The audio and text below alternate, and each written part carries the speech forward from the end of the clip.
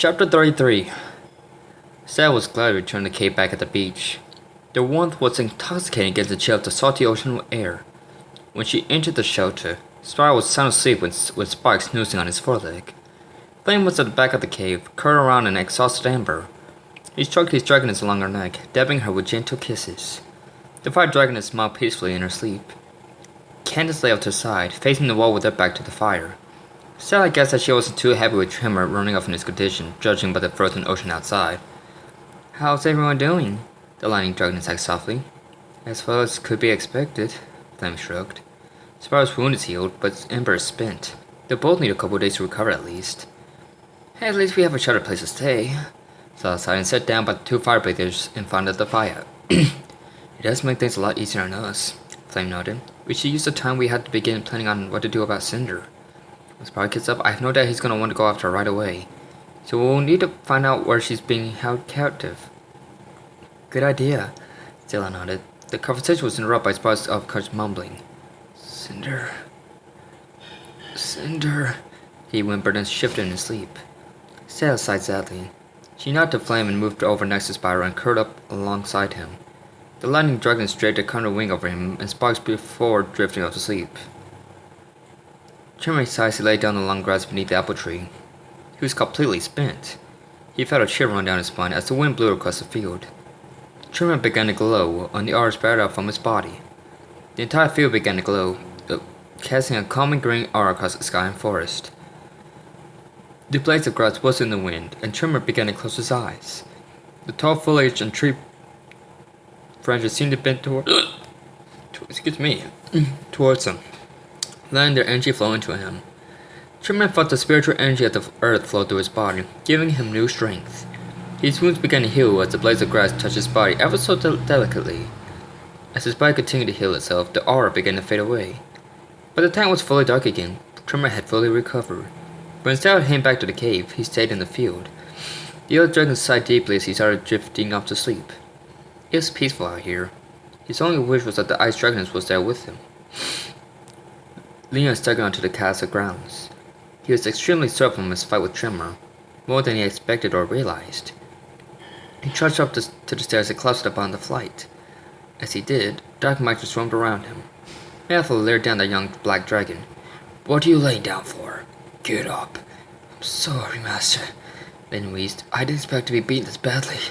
I didn't expect to be beaten at all."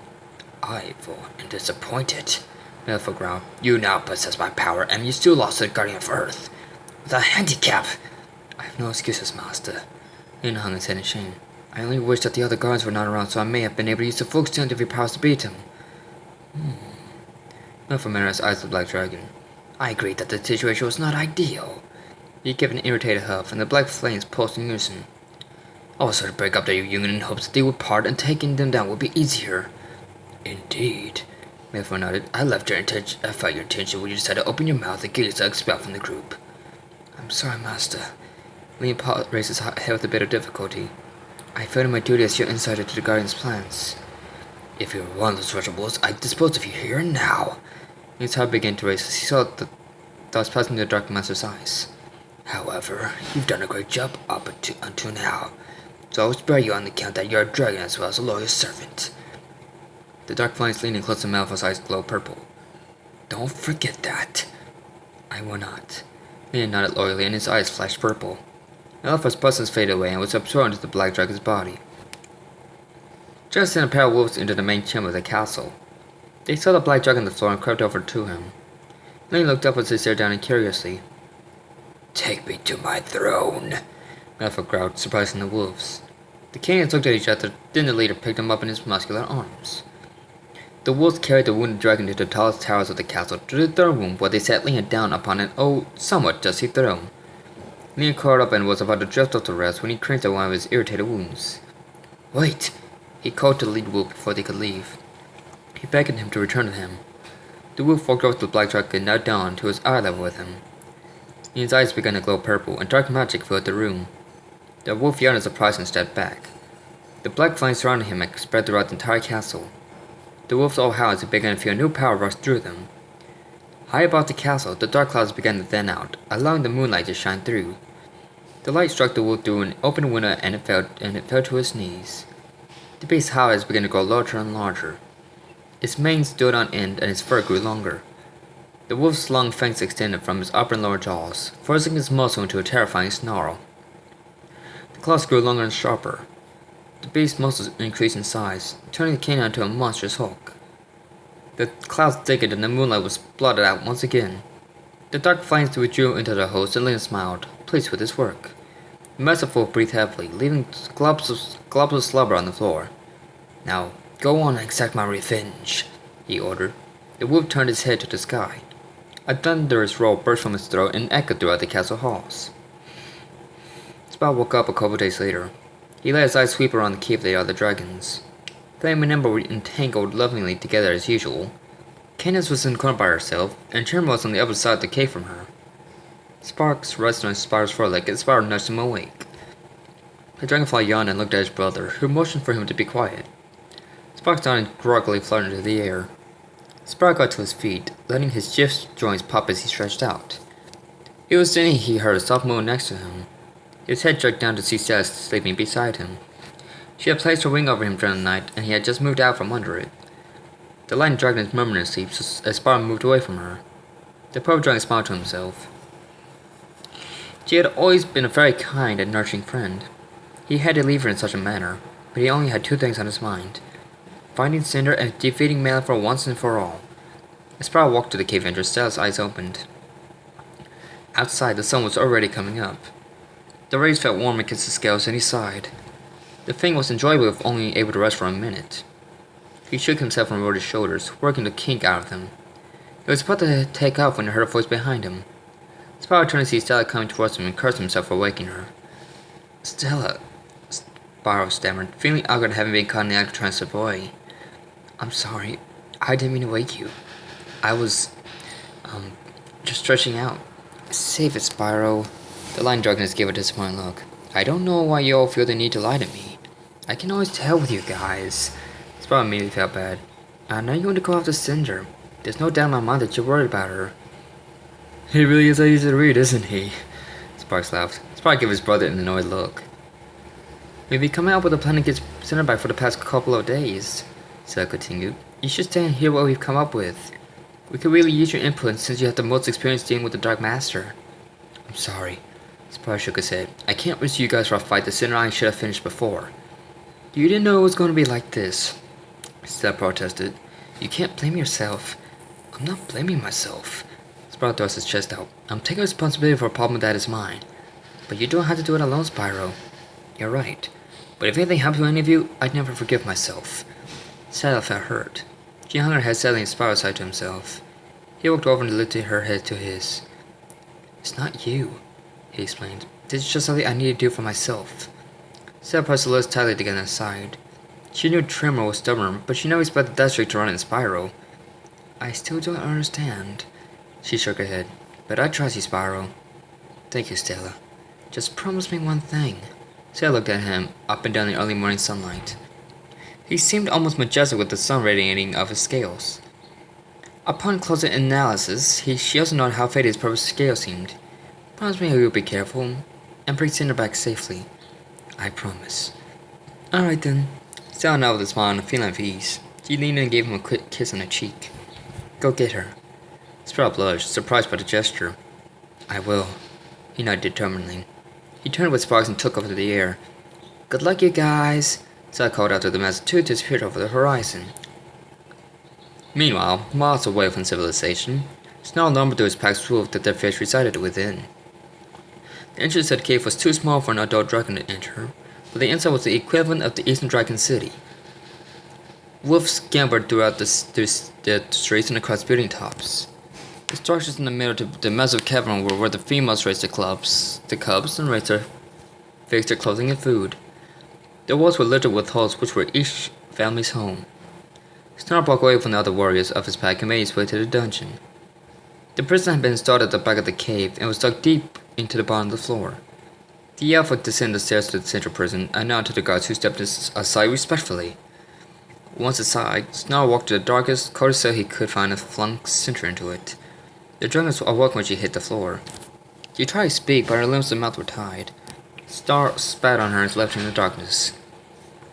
She had to watch as what little light there was left on the outside disappeared. She sighed and slumped to the damp floor. She shuddered from the chill and curled around herself as much as she could. Using her tail, she cut free from the ropes that held her. The black dragons gave herself a quick sweep before curling up into the corner to try and retain some of her body heat. Well, Ignitus, she touched herself. I'm here. Now what do? She was only answered by silence. I can't believe Spyro, Kenneth fumed as he paced around the cave. Stella had deliberately waited until all the guards had woken up to tell them what Spyro had done just hours before. None of them were particularly pleased. Look, I trust Spyro to be careful, Stella interrupted. I suggest that we come up with a plan on our own and be quick about it. What are you thinking? Flame asked calmly. He detected some sort of hidden agenda lurking in her tone. If we can't find Cinder before Spyro, then we'll be able to find out what the Dark Master is hiding. We can meet up with Spyro and we can all take down the Dark Master as a team. As it should be. So why did you let him leave? Kenneth demanded. If we're supposed to fight together, then why let us split up to begin with? Because it would have happened sooner or later, Sarah replied calmly. Holding Spyro back would have just caused tension and anxiety for everyone. That's true. Candace seemed to settle down at the explanation. But even still, did he really have to go out alone? He's not alone, Amber pointed out. He has Sparks with him too. Is that supposed to make me feel better? Candace raised a brow. It should. Amber gave a slight bow of her head. She was still recovering from constantly healing Spyro and the others. Her recovery was taking longer than expected, and Flame was insisted that they not act until she was back to 100%. As loud and obnoxious as he can be at times, he's still a good voice of reason for Spyro. Those two will take care of each other. I suppose you're right, Candace sighed. I just feel uneasy about him going out on his own. I mean, he just barely recovered. I, for one, support Spyro in what he's doing, Tremor piped up. Candace noticed the tone of defiance in his voice, and her temper immediately fled out of habit. If it were me and my dragons were missing, I'd do the same thing. Hurt or not, I wouldn't care. Before Candace could say anything, he got up and left the cave. The ice dragon trembled furiously and unleashed a beam of ice. The energy struck out the cave and froze the ocean over again after having barely begun to thaw out. Tremor heard angry scream over her shoulder, but continued walking without so much as a glance behind him. Candace? Stella walked up beside her friend. Candace was gasping for breath from the exertion. Flame and Ember stared at each other. This was the second display of the ice dragon in this race within the week. Both were worried about her, but feared the wrath they might face if they pressed her too hard. However, Stella knew what she was doing. Candace? Stella placed a paw on her shoulder. The ice dragon's head began to tremble and looked up at her with tears in her eyes. Stella frowned. Come on, let's go for a walk. We need to talk. No, I'll be fine. Candace choked back her tears and wiped her cheeks with the back of her paw. No. Now. Stella ordered and locked her eyes with Candace's. The ice dragon saw that her best friend was dead serious and that there was no way he would convince her otherwise. She just nodded, turned away from them, and trudged outside. We'll be back soon, she said to Flame and Ember. Keep the place warm, alright? Sure thing. Flame nodded and curved tighter around Ember. Stella followed Candace outside, then led her away from the cave in the opposite direction from Tremor. Tremor sighed to himself as he walked across the field where he had found Stella 2 nights before. He couldn't get the ice dragon off his mind. He had contemplated talking to her when he returned, but when he saw the thick ice covering the ocean, he knew he had best stay away for the time being. Now it seemed that the ice guardian was even more furious with him. The other dragon began to wonder if he would ever get Candace to be pleased with him again. Tremor was soon beneath the apple tree, lost in his thoughts, completely oblivious to the world around him and the creature lurking nearby, watching him with evil yellow eyes. The sea birds called out to the 2 dragons from overhead and drifted by on the cool sea breeze. Then Stanley and Candace walked for a good half hour before either of them spoke. What's been going on between you and Tremor, Candace? Stella asked. Candace paused for a long moment. She sighed heavily and hung her head. I guess I can't hide anymore, she admitted. I do have something I need to tell you. I need someone to talk to. Go ahead, Stella coaxed gently. I'm listening. Candace turned her head back to Lightning Dragoness. You may want to sit down for this.